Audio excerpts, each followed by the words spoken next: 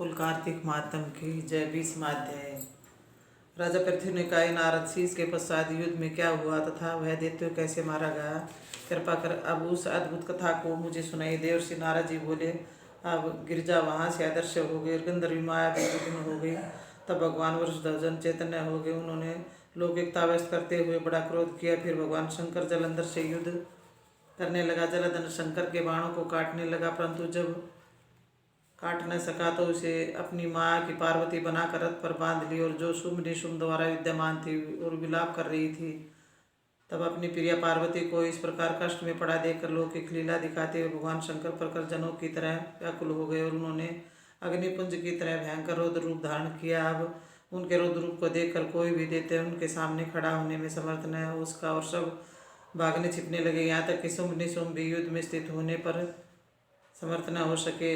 जलंधर की सारी माया क्षण भर में नष्ट हो गई। संग्राम में चारों ओर हाहाकार होने लगा। शिव जी ने उन भागते हुए शुंभ निशुंभ को शाप देकर बड़ा धिक्कार दिया और उनसे कहा, तुम बड़े दुष्ट हो, तुमने मेरा बड़ा अपराध किया है। तुम पार्वती को मारते हो, अब युद्ध से भागते हो। भागने को मारना पाप है, इसे अब मैं तुम्हें नहीं मारूंगा, परंतु गौरी तुम्हें अवश्य मारेगी। शिव जी का ऐसा कहने पर समुद्र पुत्र जलंधर क्रोध में अग्नि के समान प्रज्वलित हो उठा। उसने शिव जी पर घोर बाण वर्षा कर पृथ्वी पर अंधकार कर दिया।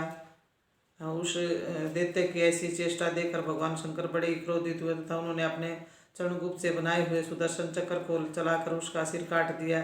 एक प्रचंड शब्द के साथ उसका सिर पृथ्वी पर गिर पड़ा और महान हाहाकार होने लगा। अंजन पर्वत के समान उसके शरीर के दो खंड हो गए। उसके रुधिर से संग्राम भूमि व्याप्त हो गई, सारी पृथ्वी हल हो गई, और शिव आज्ञा से उसका रक्त और मांस महागौरव में जाकर रक्त का कुंड हो गया, तथा उसके शरीर का तेज निकलकर शंकर जी के शरीर में वैसे ही प्रवेश कर गया जो कि वृंदा का तेज गौरी के शरीर में प्रविष्ट हुआ।